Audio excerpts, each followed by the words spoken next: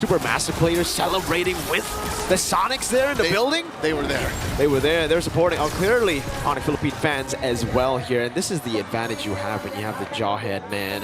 The Hayabusa, who should lose out in clear speed, isn't a loss anymore. Like, you actually clear faster with the help of the Jawhead. He's a great leasher. Brusco keeping tabs on Edok. Mano y mano. But this does open up the Little Wanderer, because look, Tsutsujin knows that King Kong's a little slower, so he's like, hey, I'm going to get this first. Taking a look at it, no Season Hunter this time for Brusco on the Jawhead. It's going to be the pull yourself together and thrill. So just more damage overall. In this matchup, we saw it just earlier, Dyron versus Kirk. It was Kirk on the Phoveus, now it's Dyron. It's a switcheroo. Let's see who has more impact on the Phoveus and the Hylos, right? Because game one, it was definitely the Phoveus winning. How about this gold lane matchup, the Granger versus the Claude? Oh, wow, Toy actually goes for the flicker. All right, so he's trusting in his mechanics, his instincts a little more than what I would care for. Again, I would err on the side of caution. Same.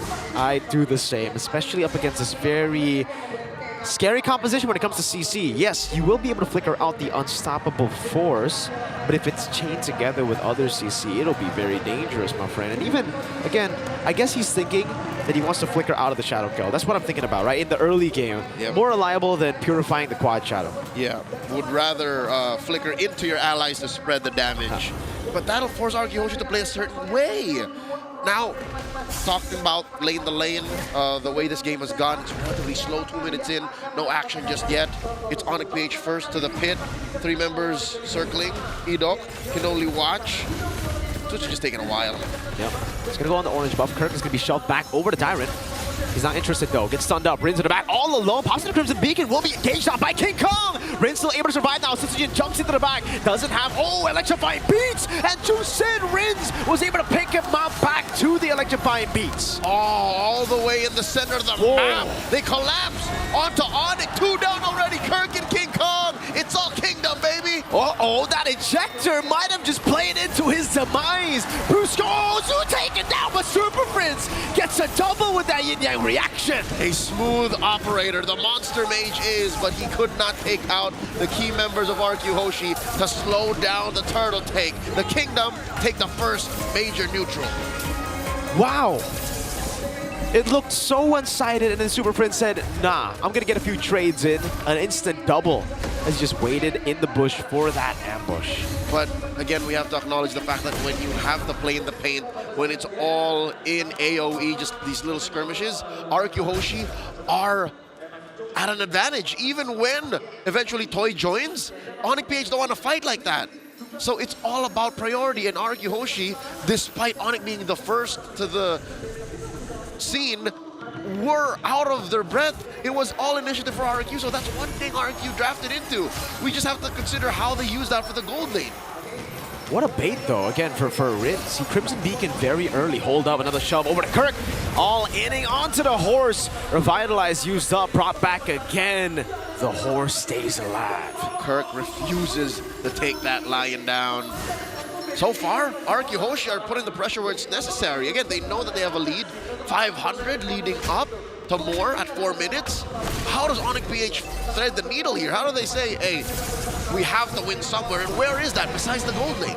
I don't think they're in any rush. They can wait for, again, the mid-game. Later on, King Kong will hit his power spike. I think everybody will hit their power spike, and then they could utilize the diversion to create an angle of an attack up against RRQ, because right now it does seem like this front to back for RRQ is a bit too strong. They have so much CC that they can chain together, and it works. The synergy is great. Edok gets an implosion. You get demonic force procs on everybody, and then you just see Dyron start jumping. Yep, it's an angle that none from RQ could expect. That's the only way Onic wins from the early to mid before them power spikes. Turtle spawning here, lower quarter of the map, 10 seconds. Onic PH, how do they approach this? It seems like they're sending their roamers over there already. Check in. All right, Super just repositioning. Turtle's up. Turtle number 2 spawning in the game this time. RRQ with the control over it. Dyron would go for the shove. Shoulder bash over Brusco. 2 members caught in the Inferno Pursuit now. Sutsujin is on that. Now retry from King Kai. It's jumped back by Edog. And look at the damage coming down from Toy now as Dyron holds him away. Sutsujin gets a double. Prince knocked up, now chained down for Dyron to get the kill under the turret. But they will give it over to Rins. The half-purple man pushing Onic to the limit. And all the members of the Super Fam are caught out of position, even underneath tier 1 in mid. That was a bad spot for Prince to be. And all they could get out of that was Dyron. Well played. RRQ Hoshi. Again, it's the chain CC, Leo. We see a 1v1 up top, but Sutsujin is doing a good job right now. Unstoppable force coming down. That's the ejector to lock him up. King Kong gets that shutdown, only traded for a turret. So they have ways still to equalize in the game. But back to the point, Turtle 2. Dyron baited so many resources just by being there, shoving people away, that they completely forgot about Edog's engage. Yep, the man-to-man defense led to a 3-for-1 for Edog's ult. That was amazing. Hoshi, the numbers are adding up to benefit them. The check ain't looking good. Onic PH are in the red, and they're down 1,200 gold. And no matter what they do with these diversions, it just doesn't seem to be enough. It doesn't seem to be worth it. So they're still looking for that off angle where Hoshi aren't ready to answer. Kelra, though, different story. I think Toy! Oh my God! Toy just one blast away. I was saying, of all the members of Onic, Kelra's the only one who's actually living good. Shadow kill! Over the range, forcing the Crimson Beacon. Dyron, good timing on the shoulder bash, but you can see the kill pressure. This 1,000 gold lead isn't big enough to stop this kill threat from Onic Philippines. You're looking at King Kong, who's built a Hunter Strike, has a Legion Sword. Who knows what else the Beast is looking to cook up here. Securing his purple first, while Sutsujin clears up down bottom too late to protect that tier 1. And it looks like still RRQ have the advantage in this turtle pit. Sutsujin had a way to just go in towards the turret, but he had to think about it. Everybody was missing on the map. He had to think, who's there, Edog? Implosion on 3! A full dive in the back! What a set! Brusco falling as well! And now it's Sutsujin looking for the cleanup. Rins with a flicker forward. Kirk brought up, slammed down to the ground for Edog to tank. The God Implosion echoing all throughout Jakarta City. You could watch that over and over again. It would be just as beautiful as the first time you saw it. RRQ Hoshi converting to a tier 1 in mid and a turtle. How do you come back from that? Wow. What the hell was that? I mean, I did mention it's a signature pick diversion. From a signature to another, Super Prince shows how creative it can be on that diversion. Oh my lord. It wasn't even from an angle you weren't expecting. Onic knew what they were getting into. They just didn't expect Edog to pull the trigger that quickly. And not on that many members. What a play. The lift up as well, the signature flicker forward of Rins. Reactions from the casters.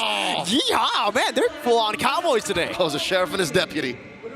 Now back into the action here. 8 minutes 45. The Kingdom up by almost 2,500 gold. Onic PH still on recovery mode. Looking at the items, King Kong down by maybe 500 gold, and then a majority of the lead still on Dyron. Mr. Half Purple Man himself. Half purple, half Dyron, half man, human. Yeah? Kingdom. Kingdom, half kingdom. Diversion. All right. Expecting someone to go for this. No. Ends up being a wasted diversion to the bottom lane, but they do get a clear down below. RRQ has watched a good number of Prince matches to know exactly where he wants to send his team when he's on a low Yi. They're waiting for this Lord spawning in the upper quarter. 30 seconds till, and all Onic has to show for it is that tier 1 push down bottom. They are struggling, and that's an understatement. Onic can't even play the map. Usually when Onic is down this bad, they would find ways to play the map, but even King Kong is afraid. King Kong has no natural defenses against what RRQ is bringing. I gotta say, Leo, you know, we were talking about the drafts, and honestly, that was in that was with me thinking there's going to be purifiers on the side of Onic Philippines. I just noticed there's no purifiers here at all. That's why the EDOC play was so massive. I guess they were punished harder for trusting in their own mechanics.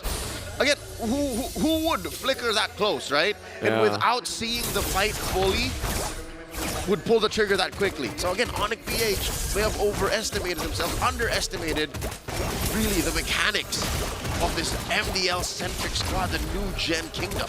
Kirk's going for the chase, but will just be guided back by Rins. Look at Toy. Half HP on the Lord again. Darren walking up again, over to Kirk. Able to find Brusco in the bush. Rins with the Crimson Beacon. Sony Super Prince away. Sutsujin gets rid of the Lord. EDOC again finding another!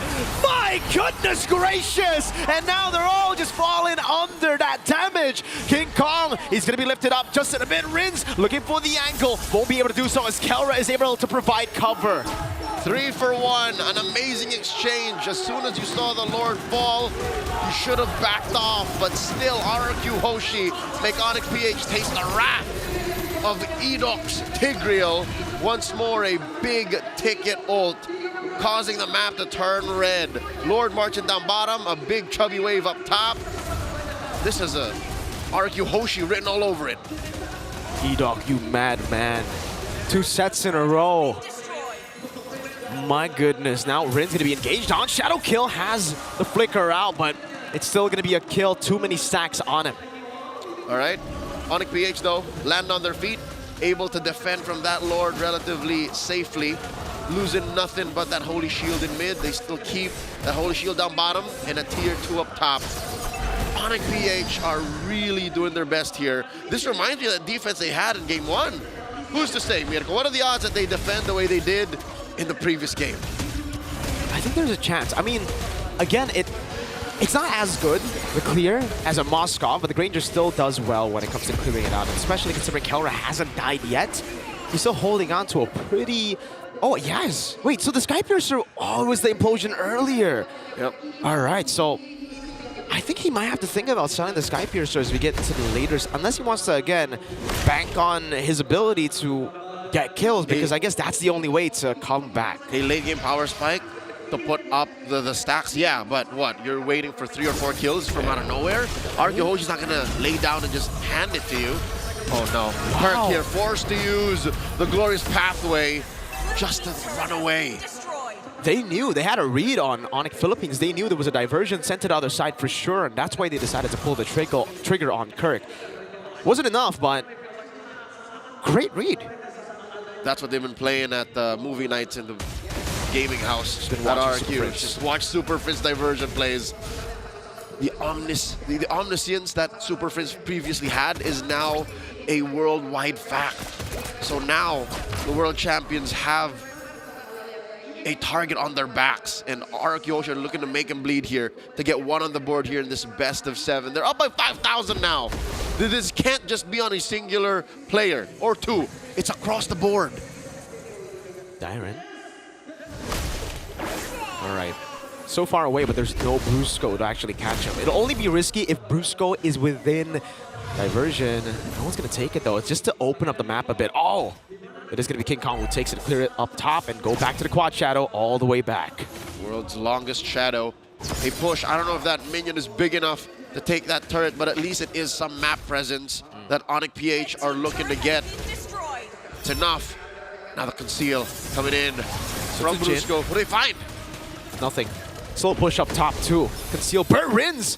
Crimson Beacon coming out. EDOC looking for the set one more time. Able to go for the shove in the flicker, but not able to find the implosion now. It's asking me to toy with the Wind of Nature and also the Blazing Duel. Brusco stops him there. Sutsujin gets the shutdown on King Kong, but Rins is caught in the bad spot and will be taken down by Super Frizz. Sutsujin over to Brusco. That's the diversion from Super Frizz to give Kelra a double. 2 for 4, and Sutsujin's the only one left. He's outnumbered by the Super Fam. He's looking for Kelra. The Mercenary saves the kingdom with a kill on the god in the gold lane.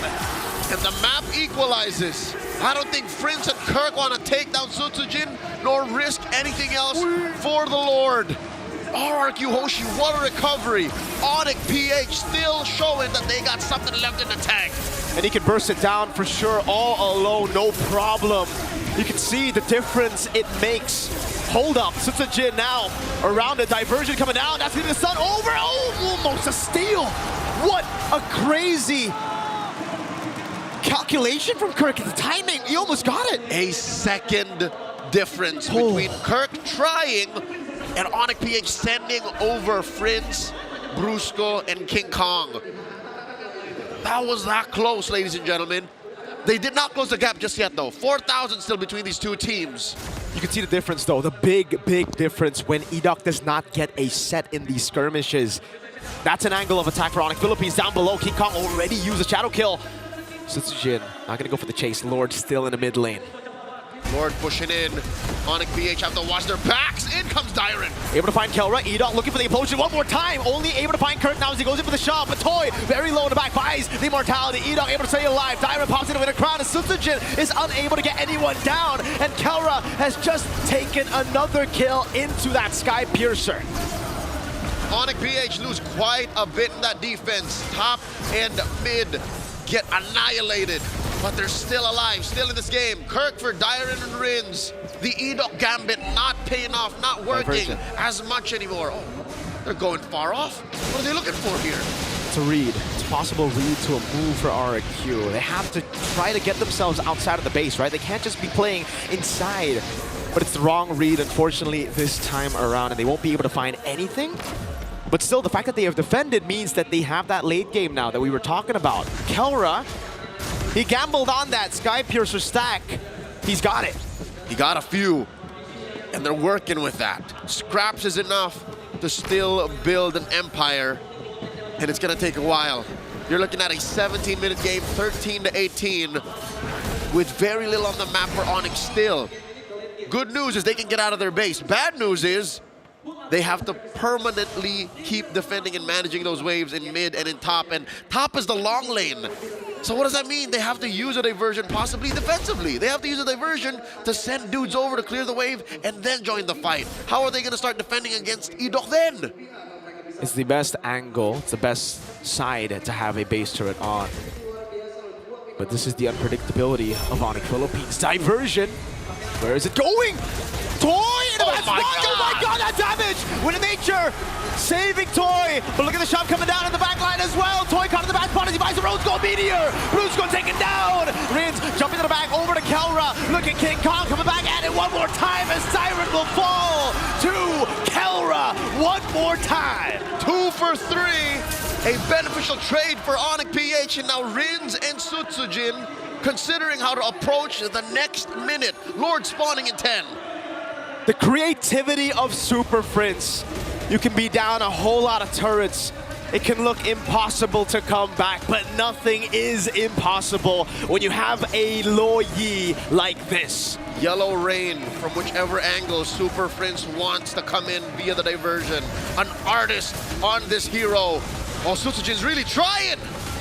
Try to go in. Oh, Kelra with the flicker forward. Kelra in 1v1 with the Rose Gold Meteor. Immortality dropped again. Kelra taken down, a mistake. But no, it was a bait. It was a distraction for the Lord to be taken by King Kong. Kelra for the Lord at this point. It's evolved.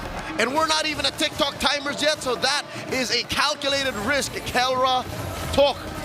The rest of the Super Fam agreed to this, but you're right, Miracle. But the waves. They can't defend without Kelra. 20 seconds, the big gamble. Good disengage from the side of King Kong. Edok only able to find one right now. Kirk will be melted down, but is still able to get out with the glorious pathway as again Super Prince comes in around with the reaction. Sutsujin jumps in with a crowd by Super Prince. Brought back again. Brusco taken low. And inside the base, RQ Hoshi wreaking havoc. Down goes Riz, but it's too late. A gamble that paid off, but the long-term value of RRQ